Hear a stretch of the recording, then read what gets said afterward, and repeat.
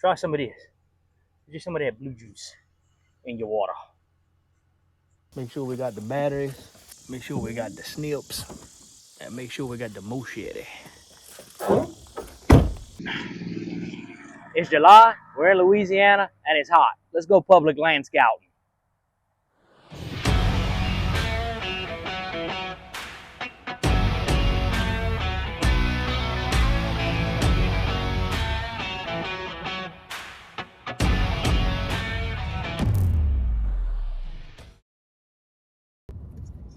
Bad thing is when we go scouting like this, I have so many spots that I need to check out that in my mind, I'm thinking I got to hit every one of them today.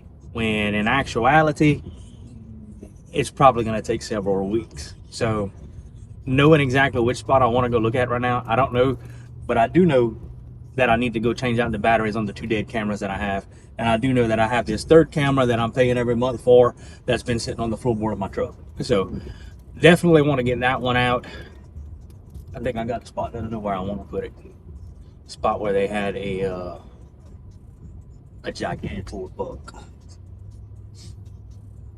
Not now. You're gonna turn right here by the trash cans. Right here.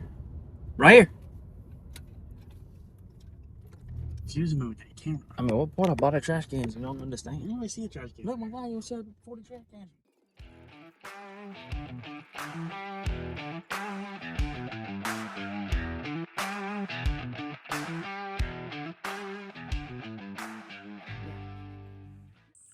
I just got out here into the thick pine forest of Louisiana, and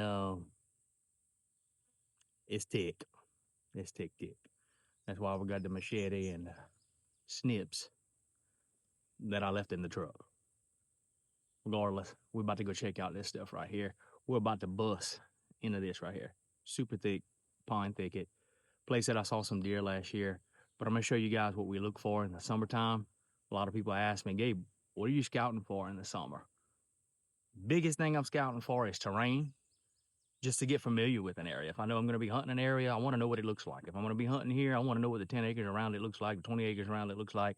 So right now is the time to go in here and bust deer off of their bed and do everything that I can do, looking for some sheds or whatever, something that might be hanging out. Also going to be looking for some historical sign, looking for old scrapes, old rubs, anything like that.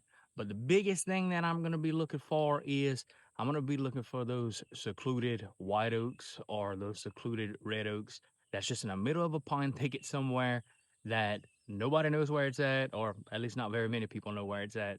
And it's just kind of those overlooked spots, you know. So let's go take it. Let's go take a look. But yeah, boy. Man, check this deer trail out right here.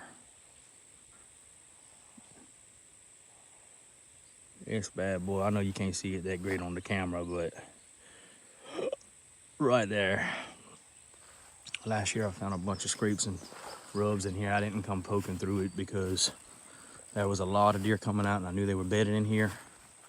But right now is the time for me to come poking through it. Lost him already.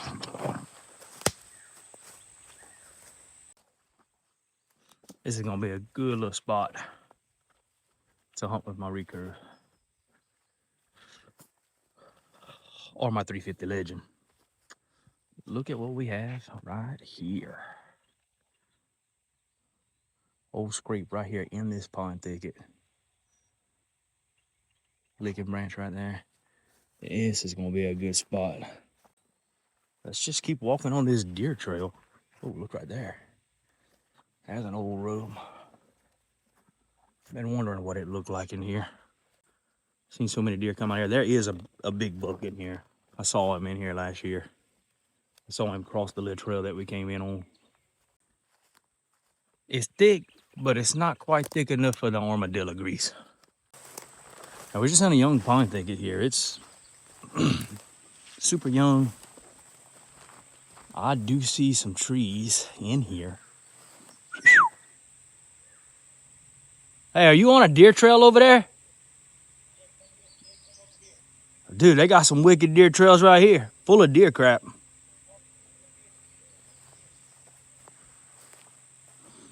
Oh, I can smell it. Smell the deer in here. Somebody told me I was crazy on one time that I couldn't smell the deer. We shot a deer about 30 seconds later. So Noah's claiming that he's got an awesome deer trail over there by him. I am heading towards Noah on a deer trail. So I'm almost willing to bet we're on the same deer trail. Man, I'm steady following that deer trail right here. What? Uh-huh. Oh yeah. This is the stuff we're looking for. This is gonna be the mother lode. Y'all are gonna watch me kill a deer right here this year. We just found it. There's 2 more white oaks just like this, right down the hill or around over here somewhere. I didn't know these were here though. Oh, Daddy, look right there. Look, another red oak. Mm-hmm. You got a red oak, In the middle. yeah. So you see, that's what you're looking for, Noah. In the middle of a pine thicket. All right, look, this is what we're looking for. We haven't even gotten out the truck, been out the truck for 10 minutes yet. Came into this pine thicket place that I saw a deer cross the trail last year just to come check it out, see what it looked like. It's super thick in here. I mean, you got to grease an armadillo to get through this thing. Me and Noah followed some trails through here. We found some really good deer trails full of droppings all over the place. Came in here, all of a sudden, bam, Noah says, hey, Dad, check this out. 2 giant white oaks in the middle of a young pine thicket. There's barely any trees to even climb in here.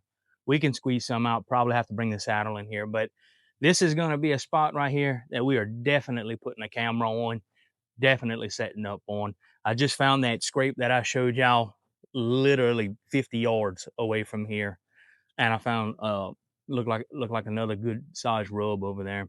We just walked into the woods. We're probably right now about, I don't know, I'd say 200 yards from the trail where we came in. So maybe not even that far, maybe 150 yards. But these 2 white oaks right here is going to be a major food source for the deer. We're going to find some bucks here. We absolutely are, especially in the rut. Whenever they start chasing them does, there's going to be a lot of does coming through here. But this is what you're looking for in the middle of the summertime, not necessarily buck sign or, a specific, scrape or anything like that, but just in general deer sign and stuff that the deer are going to be around. They love this heavy cover, and they like finding feed in the middle of the heavy cover. This is going to be a good place to set up. Come on, let's go take a look at some other stuff. So let's talk scouting cameras a little bit. This is another controversial issue. So, do scouting cameras scare the deer? I will tell you that I've used different name brands. I'm definitely not sponsored by anybody. I don't have a whole lot of people watching my videos yet. But in the past, I've tried out many, many different cameras, and I'm not going to blast any of them. If anybody wants to private message me, you can. I'll be happy to tell you what my findings were. But I can tell you, out of several, probably 10 different major name brands, these cheap muddies, I have not had any problem scaring deer, at least from what I can see. I've even set up 2 cameras in one spot where they were looking at each other just to make sure, because I had a giant buck that I was chasing. Got a picture of him early in the season, and he absolutely saw the camera. I'm gonna look up that image and see if I can show you that image. I don't think I have that one anymore, but I do have images of bucks just looking at the camera after it goes off, and then after that, there's no more deer. You're sitting there with a bachelor group of deer, knowing they're feeding. You should at least get one more of the picture. Absolutely going. With these little muddy cameras, I don't know if they put off less of a signal, less of a light, less of a sound. I don't really know what it is, but I've never had any bad luck with them. I can set these out right here, and I'm not concerned about scaring any deer away with them. My biggest concern with these cameras is scent. I'm pouring sweat right now. I'm putting it on the camera. It's getting all over it. This thing's going to pack some scent on it for a while. But for the most part, I leave these cameras out here a long time.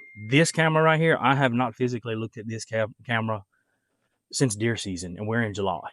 So this thing right here, it's just getting human scent back on it. By the time we're going to be back in deer season, my human scent's gonna be gone. It'll wash away off of this, and we're gonna. I try to set it up like I got these two little trees together right here.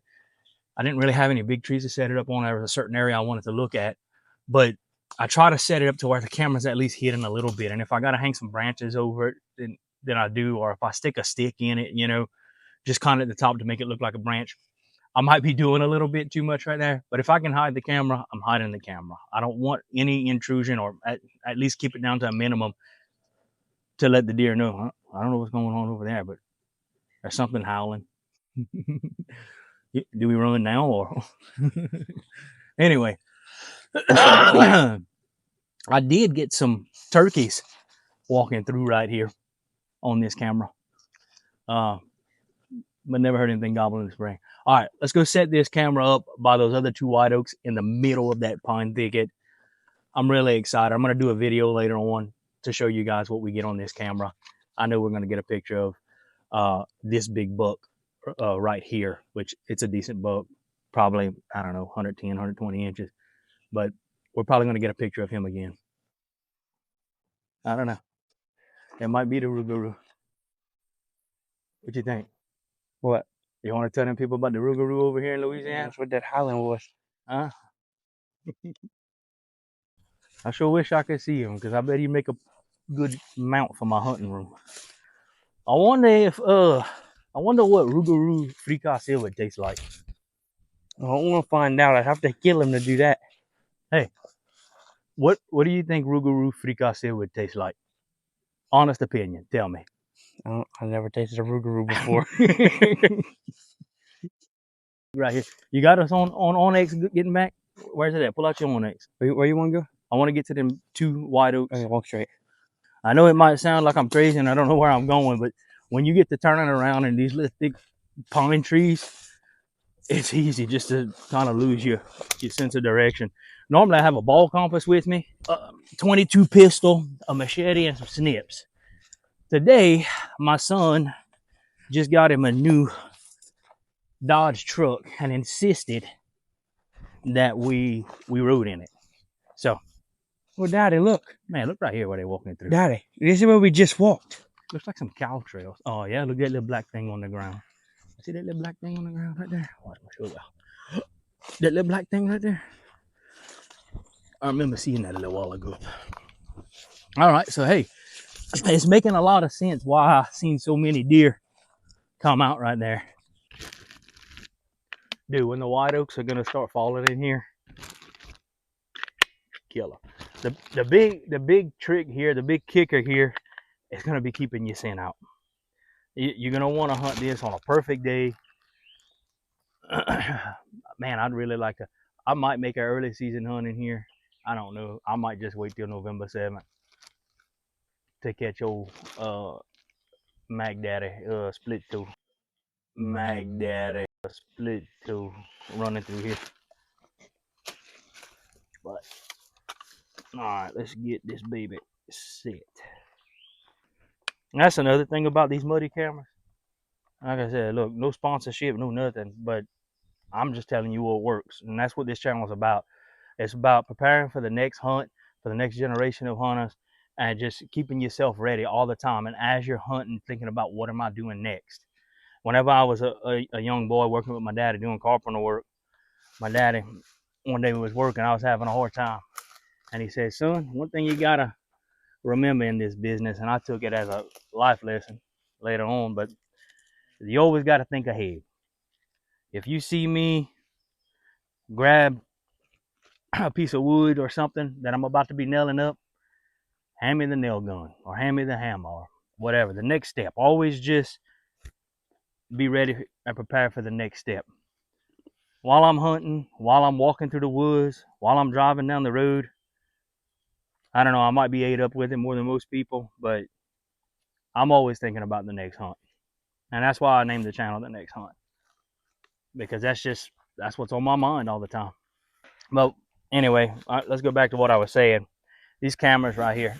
This is what I've learned in my time of deer hunting. And I've been fairly successful deer hunting on public land. I ain't never done it with a camera. This is going to be my first year doing it with a camera. So I don't know what my success rate is gonna be like. Hoping it's gonna be good as usual. But I just like sharing what I've learned to work. If Muddy wants to tag me or come in and say, hey, here's a check, I'll take it and cash it. But for right now, I'm just telling you what I know works. All right, the old stick trick. I want this thing to angle down. A lot of these cameras, and I don't care what the name brand is, they always shoot high for some reason. Don't know why, but they always shoot high. Here, try some of this. Just some of that blue juice in your water. That's that, I don't know, what is that? That's that Arctic Frost. Let's see if I can get, that's that Arctic Frost. Make that blue juice. Go ahead into spot number 2. This is a spot that I already have a camera out in and seen several deer, killed several deer. Dad's killed some deer. I think Noah might have killed one. I'm not sure. I killed a good 8-point there last year with my crossbow. But there is a giant 10-point that I have been after for 2 years in this spot. We have a camera set out in the open woods in a bottom where every year I get a picture of him at least once or twice. Him and his buddies that hang out with him, which they're not very small either. So, but this 10, he's pretty big. Check him out. So we're gonna go in there. The batteries on that camera has been dead for about 3 weeks. Hadn't really been getting much action. Did get a couple of turkeys there before the turkey season, but other than that, hadn't really been seeing a whole lot of deer action there when the camera was running. But regardless, we're going to bring that thing back up to life because it's usually within the next month or so that I start getting pictures of this big old buck, and I'm really anxious to see if he's still there. I found his shed this last year on a really hot trail, and it kind of tipped me off to another side of the road that he may be crossing to get to. So it gives me a whole nother block of woods that I need to be scouting for him. So that's what we're going to be going to do today. We're going, once again, middle of the summer, when we can spread our scent around, we are going to check out this backside of where we've been hunting him at, just to see, because I really think that now that I found that shed over there, gives me an idea of where his bedroom is a little bit more. There's a big, thick hillside we're going to check out. So I'll check back with y'all whenever we get there. But for now, let's ride. All right, y'all, that's going to do it for today. Stay tuned and follow up for our part 2 adventure of our summer scouting trips. That's going to be coming in the next couple of weeks. I'll be putting that together. I'm glad that y'all stuck with us as we go through this. Y'all like and subscribe to my channel. I got a whole lot more stuff coming. There's going to be some hunts coming up whenever the hunting season opens up. We're going to be doing a lot more stuff like this. But until then, I'll catch y'all on the next hunt.